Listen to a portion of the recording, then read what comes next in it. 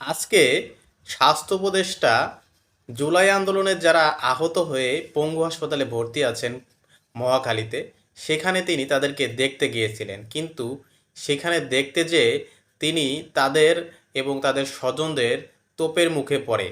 কারণটা আসলে কি ছিল?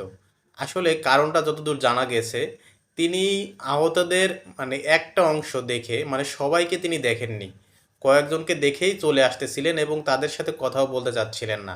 যার কারণে আহতরা এবং তার স্বজনরা তাকে ঘিরে ধরে এবং এক পর্যায়ে তাকে গাড়ি থেকে নামতে বাধ্য করে, যেটা আপনারা ছবিতে দেখতে পাচ্ছেন। তো এর পরপরই সামাজিক যোগাযোগ মাধ্যমে অত্যন্ত সক্রিয় সাংবাদিক পিনাকি ভট্টাচার্য তিনি সরকারকে একটি মেসেজ দিয়েছেন। তিনি একটি সমাধান দিয়েছেন যে তিনি নাকি এটি সমাধান করে দিতে পারবেন। তো চলুন আসলে তিনি কি বলতে চেয়েছেন তার মুখ থেকেই বা তার স্ট্যাটাসটি আপনাদেরকে পড়ে শোনা। আহত বাচ্চারা যখন ফোন করে তাদের প্রতি সরকারের অবহেলার কথা বলে, কান্নাকাটি করে, তখন আমারও কান্নাকাটি করা ছাড়া কোনো উপায় থাকে না। সকল আহতদের সমস্যা 3 থেকে 7 দিনে সলভ করে দেয়া যায়। কোনো টাকা পয়সাও লাগবে না কারো, সরকারের কোনো খরচা হবে না, লাগবে শুধু ম্যানেজেরিয়াল স্কিল আর লিডারশিপ। সব কাজে টাকা লাগে না।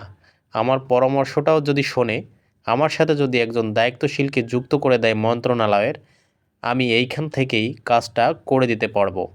আমি কাজটা করে দিতে আমি কাজটা করে দিতে না পারলে তো আমার নিজের ইমেজ প্রবলেম হবে। আমার সাহায্য নিতে সমস্যা কোথায় সরকারের? আমাকে দেশেও নিতে হবে না, আমাকে বেতনও দিতে হবে না। শুধু কাজটা করার প্রপার অথরিটি দিবেন। শুধুমাত্র আহতদের চিকিৎসার ব্যবস্থা করার অথরিটি, তাও দিবেন না, নিজেরা করবেন না। আজীব বাত।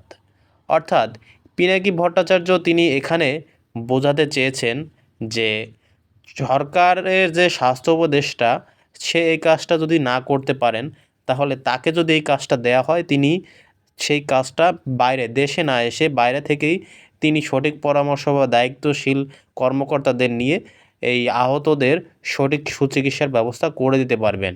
তো আমার মনে হয় যদি তিনি পারেন, তাহলে তাকে দায়িত্বটা দেওয়া উচিত। কারণ যে পারছে না তাকে তো দেখা হয়েছে। তো সে যদি পারে এবং তার সক্ষমতা নিয়ে কোনো প্রশ্ন নেই, তাকে যদি দিলে সমস্যাটার সমাধান হয়, তাহলে মনে হয় দেওয়া উচিত।